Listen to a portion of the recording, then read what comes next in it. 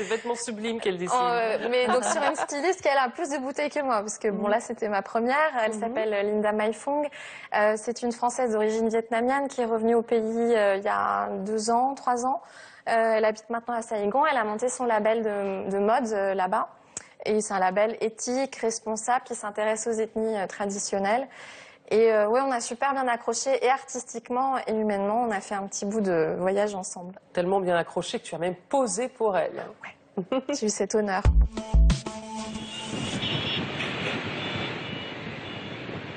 Alors ici, c'est chez toi, oui, c'est ton atelier. Et en ce moment, tu travailles sur... La collection été 2013. D'accord. Alors comment ça se passe Alors moi, ce que je fais en général, c'est que je vais faire du shopping de tissus ethniques. C'est beau ça. Là, ça vient des minorités Hmong blancs. Hmong blancs. Parce qu'il y a les Hmong fleurs, les Hmong bleus. Et cette année, j'avais envie de travailler avec les Hmong blancs. Les ethnies au Vietnam, il y en a énormément. Il y en a 54. 54. Donc je ne serai jamais en panne d'inspiration.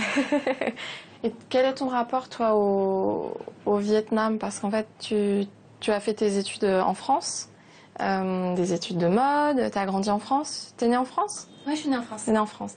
Et qu'est-ce qui t'a donné envie de revenir? En fait, j'avais vraiment ce clash entre ma position j'ai envie de sauver le monde, j'ai envie de faire quelque chose pour la société, et ma passion de la mode que je trouvais un peu superficielle.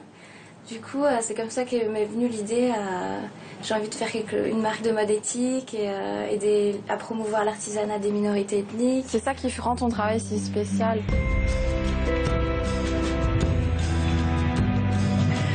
Il est 7h, on part avec Linda sur les routes à 130 km à l'ouest de Hanoï, dans une petite ville qui s'appelle Mai Chau.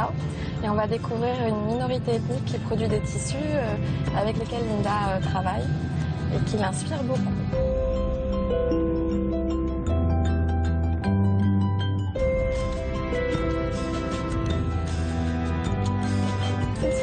Ces tisserandes de l'ethnie Thaï se sont organisées en coopératives bio-équitables. Elles réalisent des étoffes faites de matières et de teintures naturelles selon des techniques traditionnelles. Elles tissent aussi bien pour des créateurs indépendants comme Linda que pour des entreprises éthiques.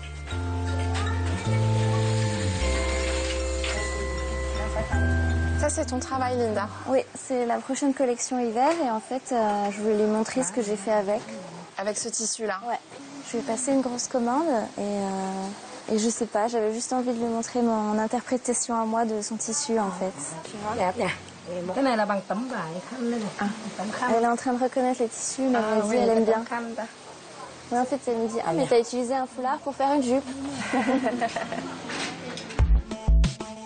Je comprends que tu es accrochée, là. Tu étais complètement dans ton élément, là, en plus. Avec non, mais c'était du sur-mesure au féminin pour moi, sans vouloir pousser encore la métaphore. J'en ai d'autres, hein. Tirer le fil de ses origines, tisser des liens, le métissage, psychanalyse, bonjour.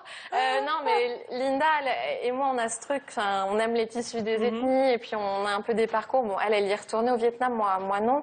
Mais ce qui m'impressionnait chez elle, quand même, qui est plus simple que chez moi, elle a plus de légèreté à revenir. Pour moi, c'est quand même un peu plus compliqué. Pour elle, c'était vraiment, non, mais moi, j'ai voyagé, j'ai vécu d'autres choses. Maintenant, je reviens au Vietnam. Ici, les choses sont facilitées pour moi et j'en profite, je prends le meilleur. En fait, comment j'appelle les gens comme Linda ou d'autres, moi, par exemple, on est des Viet Kieu. Les Viet Kieu, c'est les Vietnamiens immigrés ou les Vietnamiens enfants d'immigrés ou qui sont métissés, qui sont partis vivre ailleurs, d'exilés.